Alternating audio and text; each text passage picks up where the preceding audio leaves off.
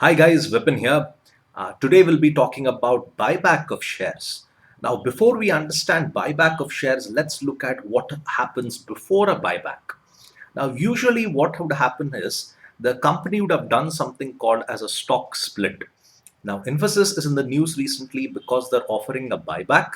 And now, the reason why they're possibly doing a buyback is because they have done something like this in the past. In 1999, Infosys went on to do something called as a stock split. Now, what happens in a stock split? The face value of the share is split up. Now, in this case, the old face value of Infosys share was rupees 10. Now, the new face value here is rupees 5. So typically what's going to happen is if I have a share of Infosys, one share, after the stock split, I'll be having two shares of Infosys. Now, I'll not tell you how the market price is going to get affected, all that. There is a complicated set of mathematics behind that.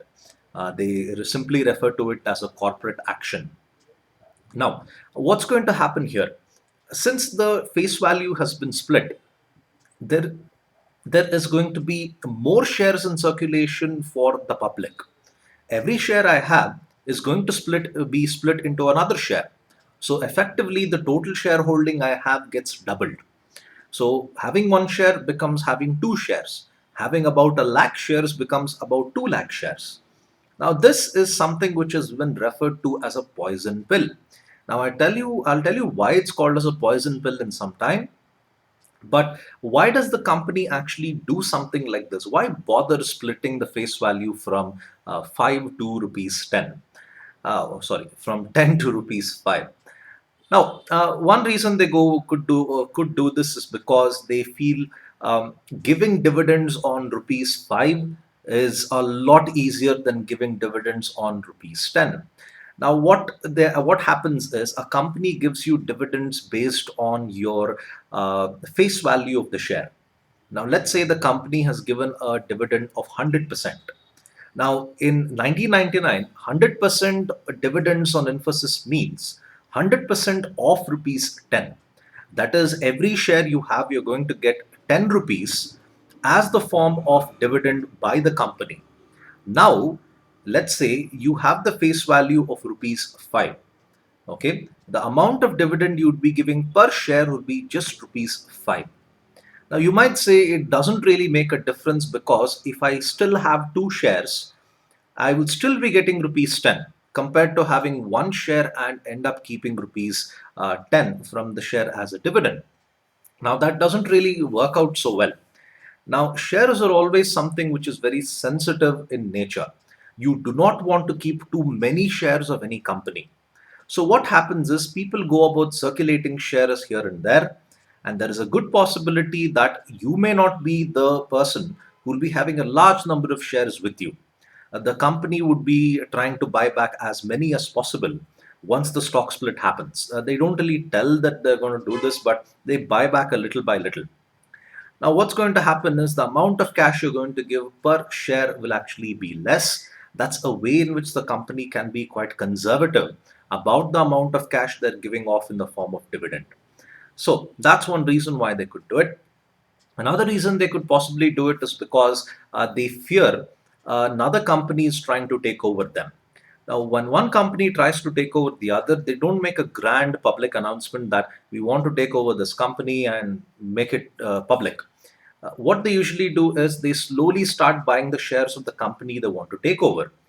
Now, as soon as the company realizes this, they do a stock split and make it a hassle for the company trying to take over them. They'll find it that there are too many shares to actually take over, and they might try to actually abandon the initiative to actually acquire the other company.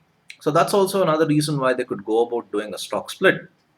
Now, there's another problem once you do a stock split. There may be a requirement that you have to do a buyback as well. Now, buyback means you take the shares back from the public. That's the simplest way you can understand buyback. Now, here's the case of Michael Dell, the founder of Dell Computers. He wants to buy back almost every share which Dell Public Limited Company had issued to the public, and now he wants to convert Dell Public Limited to Dell Private Limited. Now it's costing him $25 billion. Now, this is a huge, huge, huge amount of money.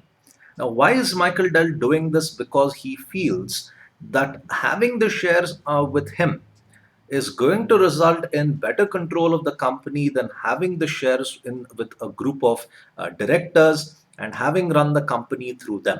So you could say it's a very selfish motive, but you can't blame him. He's the guy who started the company, and he's supposed to decide how the company actually progresses. So that's one thing what Michael Dell is actually up to. And just imagine that number, $25 billion dollars. Most of the IPOs in India don't cross $5 billion. So this guy is spending $25 billion to take the shares back from the public. It's one of the most expensive initiatives I've seen companies do. Now, another example of buyback would be what happened with the case of Reliance. How long does it actually take to buy back the shares from the public? Now, remember, once you tell the public that we want to take back the shares at a particular price, which is usually well above the market price, it's not like everybody would be interested to give their shares back to you. Okay, take the case of Reliance. They wanted to go about doing a buyback, and they wanted to spend about 10,440 crores. Okay, but unfortunately, they couldn't really do all this. They ended up spending just about 38% of whatever budget they had allotted to take the shares back from the public. That comes to just about three, maybe 4,000 4,000 crores. That's all that they had to spend to take the shares back from the public. Now, like I said, it's not like everybody would be interested to give the shares back. Investors have got different mindsets. So, when Reliance offered to buy back the shares in February 2012, the price which they offered was rupees 870. There might be a lot of investors who would say that 870 is not a price which I'm willing to give up the shares for. Maybe I feel that okay, the prices of the shares may go up to 1,000 rupees by the end of the year. So let me not give it back to Reliance right away and lose that profit which I can make from the market. So it's not always the case where every share you want to take back from the public comes back into your account. Buyback of shares is purely something which is optional. The shareholders are not really required to give back everything to the company. So remember, buyback is always a very expensive thing to do, and it takes a fairly long amount of time, a lot less time than the flyover projects in Bangalore.